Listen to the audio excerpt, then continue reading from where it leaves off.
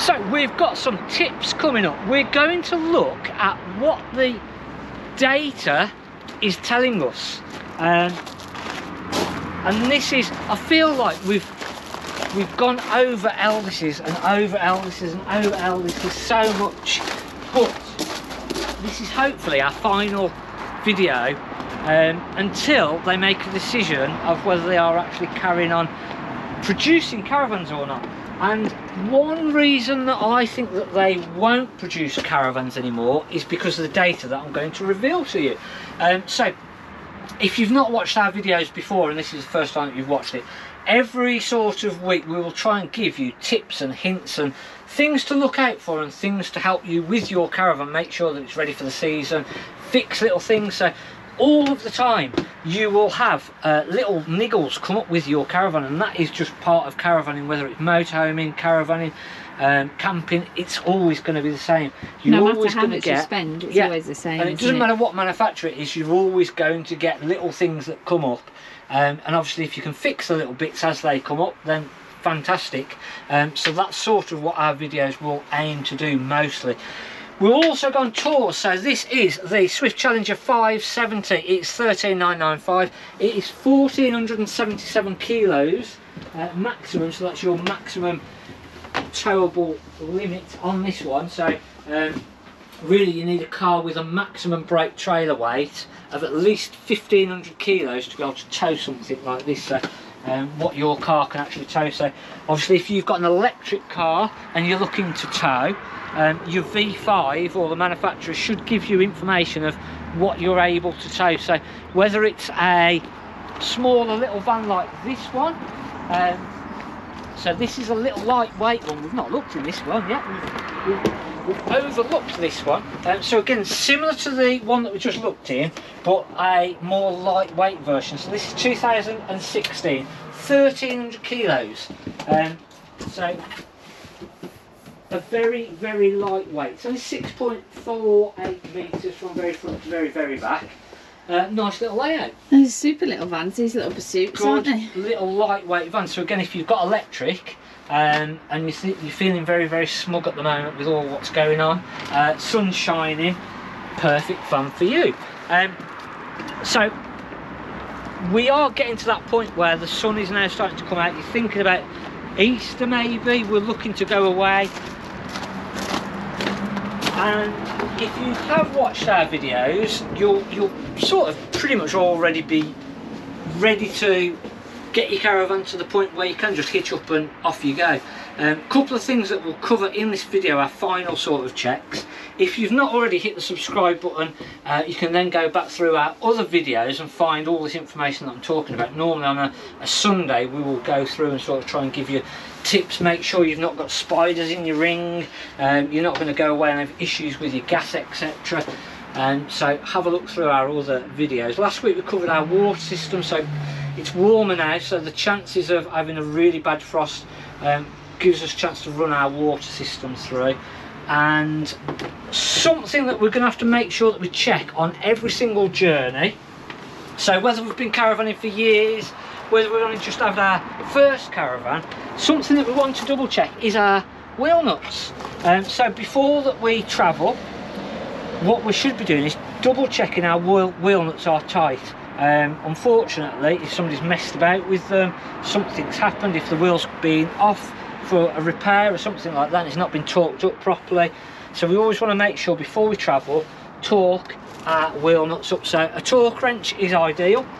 Steel wheels roughly 88 Newton meters, and then if we've got alloy wheels, depending on which alloys they are, what manufacturer, what make, roughly 110 to 130 Newton meters is what we're going to want to torque those up to. Something else, I don't think we can get around the back of that one, something else then as well which is worth doing now is checking our lights.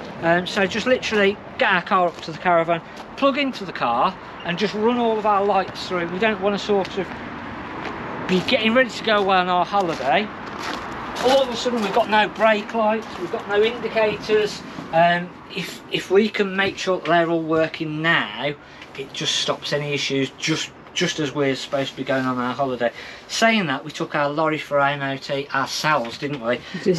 On the way there, indicator had been working fine. As soon as we pulled into that test centre, the one indicator started to play up, and that sometimes can just happen. It just happens. Somebody said on our Facebook about what do you think to all of the potholes in our roads causing issues with the caravans, and it does. Cracks on panels, a real big sort of contributor to that is potholes. I feel that the shock off the potholes can create stress fractures on the body, sunroofs in some of the Swifts, in other vans, damage to sort of lockers, etc. And again, potholes can cause that. And again, just inside, with issues with different lockers, screws coming out of things, the force that can sometimes go through the caravan, it can undo things. So again, before that we're going to sort of go away on our sort of holidays and checks that we can do, is going through, just checking all of our cupboards. Something that happens quite a lot is screws in our oven. So again, if you have a look at the fittings in your oven, and just making sure that the oven's actually fitted in correctly. So there's little screws in the side panels that are quite difficult to get to, because there's normally 2 at the bottom, 2 at the top, and then sometimes there's 1 in the middle.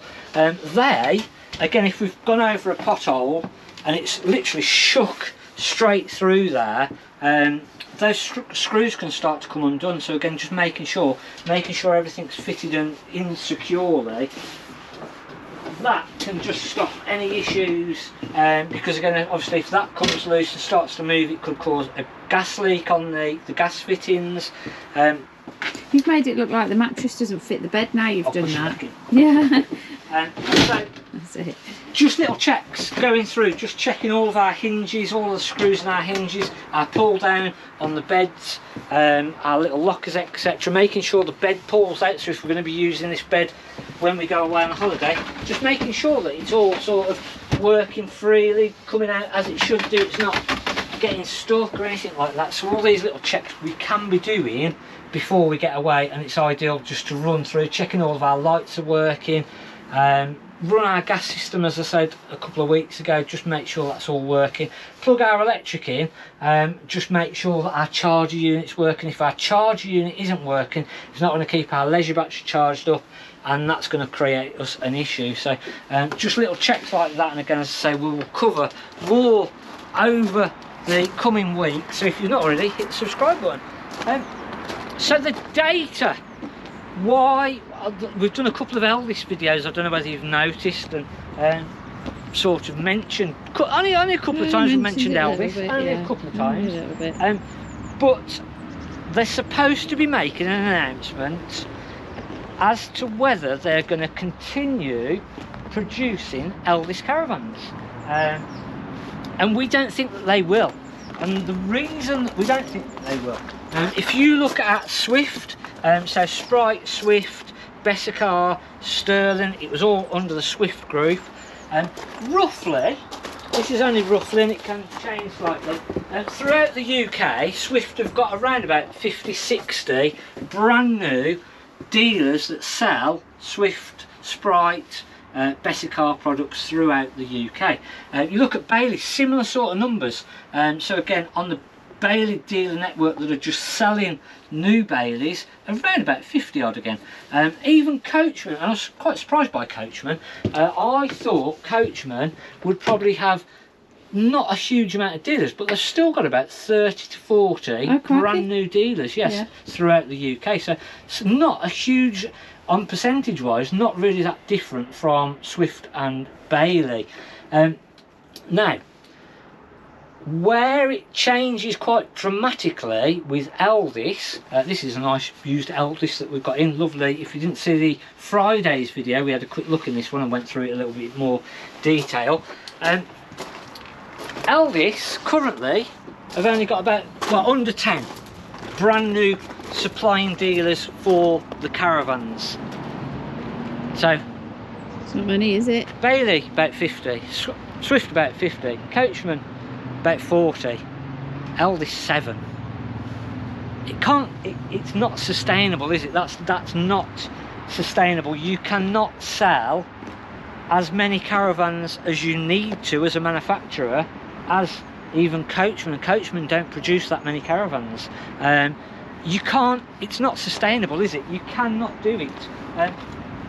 Even if each one of those dealers is selling 100 brand new units per year, that's 700 new caravans. It's not possible. You can't continue on that. Whereas a lot of the other dealers are producing thousands, literally thousands.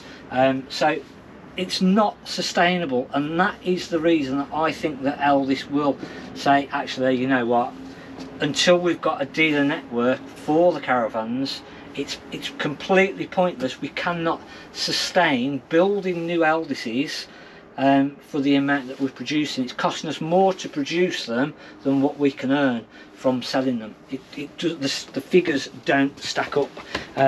So that is the reason why I'm fairly confident. I'll be quite shocked if Eldis do come out and say, yep, we've now took on a load of new Eldis. He's sneezing behind the camera there. Normally you fall into sleep. I tried not to make a noise. So yeah, it's that reason. Unless something dramatically changes over this next couple of weeks, and all of a sudden they've got 40 new caravan dealers that can sell the new stuff, I don't think it's going to happen. And that's the data that's suggesting that Eldis literally can't. It's not that they don't want to, it's that they can't.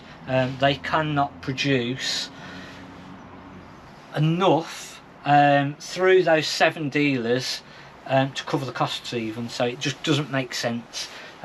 So I'd be very, very shocked if Eldis do come out and say, yeah, we're gonna carry on with production of the caravans, but we are taking it over to Germany and Poland, and we're going to produce the caravans in those factories. It doesn't make sense. The costs then, maybe they save a little bit of money producing them over there, but by the time they've imported them back into the UK, it doesn't make sense. So yeah, that's sort of why I don't think that it makes sense that Eldis can continue.